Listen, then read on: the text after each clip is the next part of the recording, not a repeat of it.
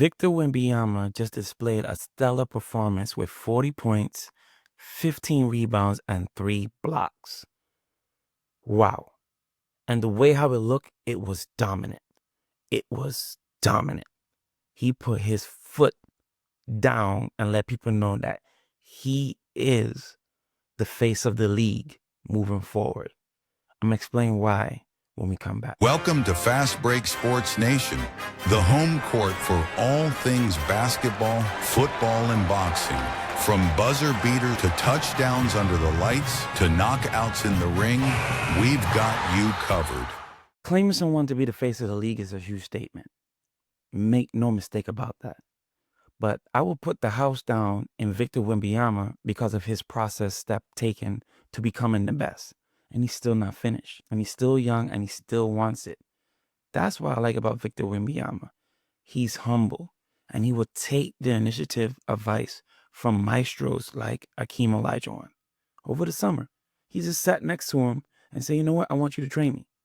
You know, you could have sat next to him and don't respect Hakeem Olajuwon craft. Not reach out to say, hey, let's work out. No, Hakeem Olajuwon didn't believe him because, like, Victor Wembanyama already have the tools. He really don't need much training from anybody. He can just do it on his own. But he's humble. And when Hakeem Olajuwon figure out, oh, he's serious, then let me ask him, what do you want? Because you really don't have everything. That's one. He went to Kevin Garnett. Think about the people that he's choosing to mentor him. Whether it's 2 days, 3 days, it doesn't matter. He reached out. And old veterans really wants to help the young. But I always think the old veterans are hating on young talent. I would say this about young talent. They take the footwork to a higher level, sometimes looking like travel, but they took it to a higher level, right? So there's multiple moves. But what I like about Victor Wembanyama is that he can apply all those moves in the game. It's one thing to know, to have all the move in your bag, but can't apply it in the game. Victor Wembanyama can. So if he go to a footwork meister for a big from Hakeem Olajuwon, he's going to apply it. He's going to be able to apply it. He knows, he receives knowledge.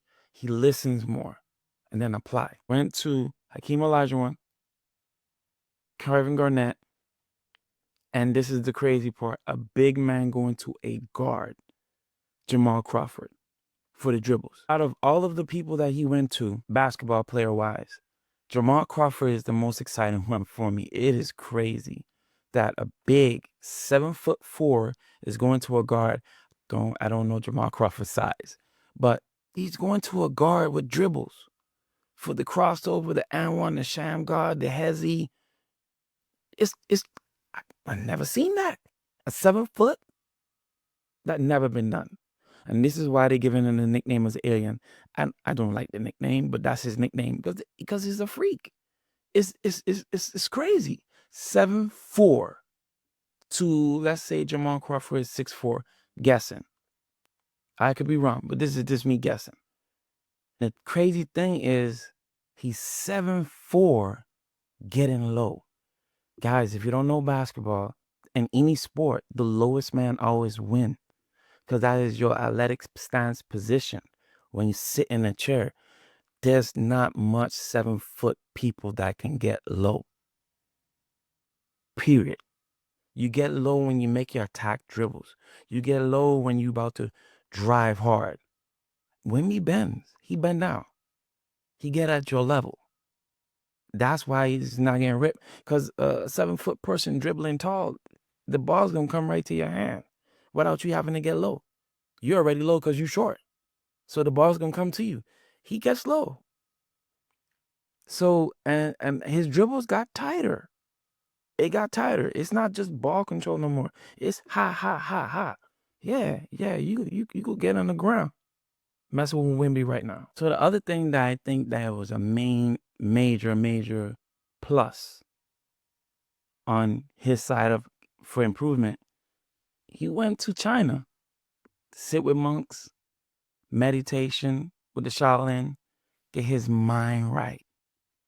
And y'all might think that don't apply to basketball, but the winningest coach in NBA history was a Zen maestro. The most winning coach in NBA history was somebody like that. He was into like that meditation, which I'm talking about Phil Jackson. So y'all don't understand. I would say any sport. This ain't just basketball, but mainly basketball. The game is mental. 90% mental, 10% physical. We could go on and on with NBA players that have no speed, no athleticism, but yet still they're a superstar and they're a force to deal with. The game is mental. It is mental. 10% physical. Players have to use their brains. There's certain players that's not fast if you race them, but they're fast with the ball. You know, the game is mental. So I waited a while to make this video because I wanted to see him play 2 games. I'm a type of coach or a type of person that I like to see consistency. So I'm not going to make a video of a person of that just 1 game. I want to see consistency. I want to see that this is real. You know, he didn't dominate as much with Zion because I wanted to see that. That is a great matchup. Zion controls the paint. Zion is physical. Victor Wembanyama don't have the weight yet. So I want to know, is he strong? Can he handle it? And he gives Zion some problems. And Zion give him some problems. Zion actually dunked on him. It's still, he hold his weight. And he still put up 29 points against Zion. So in 2 games, that's 69 points, 26 rebounds, and 12 blocks. He had 9 blocks in that game against Zion. 9 blocks. So he was giving Zion, and he 3 or 4 of them was against Zion. So he was causing havoc. Yeah, I think he's here. And the reason why I like about Victor Wembanyama is just old school mentality of getting things done. That killer instinct. I want to be the best. And I want to say it out loud. And I'm going to own it. And I'm going to trust the process, my process of getting it done. And I'm going to go through a bunch of people who were willing to teach me. But the quality of people that he's choosing to teach him matters. The quality of people that he's using to teach him matters. And the ability to apply it in the game. A lot of people go to training, get all these tools, get all this skill work, and can't apply it in the game.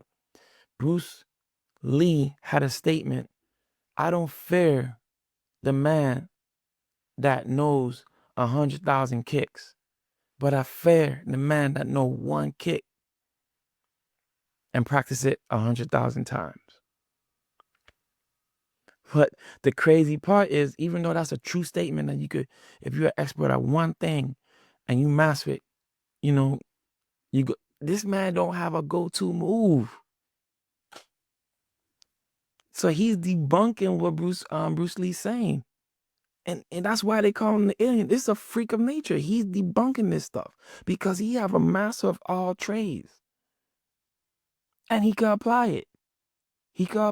It's crazy. Y'all don't believe me? Look at the highlights. And he been doing it before he went to this off-season training. But this is more polished. So this man had all the tools in the bag already.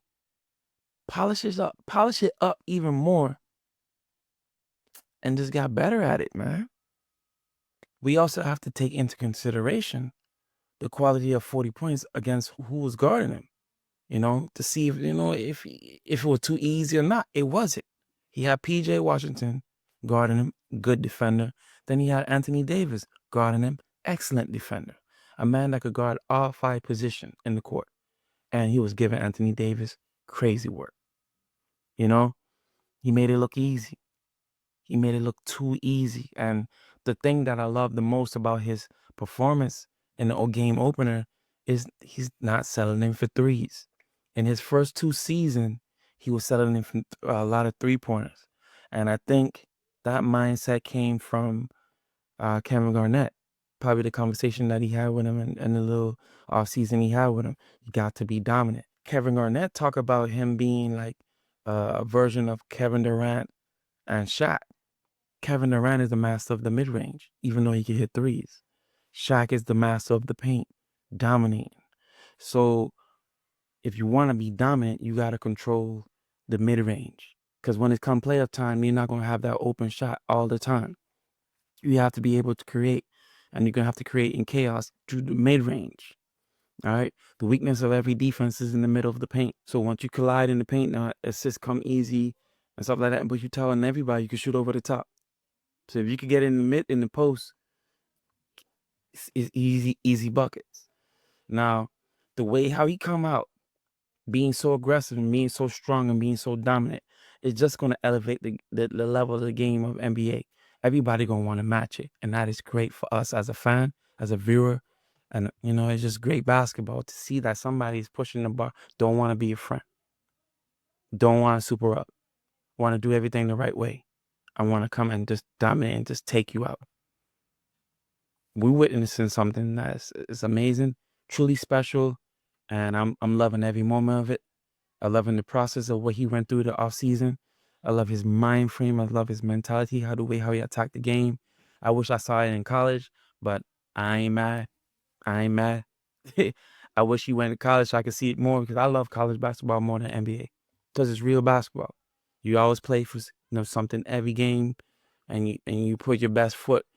Now, I'm not saying that everybody in the NBA is like that, but you could tell it's checkout games. People would be checking out, and not Victor. Victor is not checking out. Every game he's gonna give his best 2 punch. And that's what I like. If this is your type of content, please like, share, comment, and subscribe to the channel. Peace.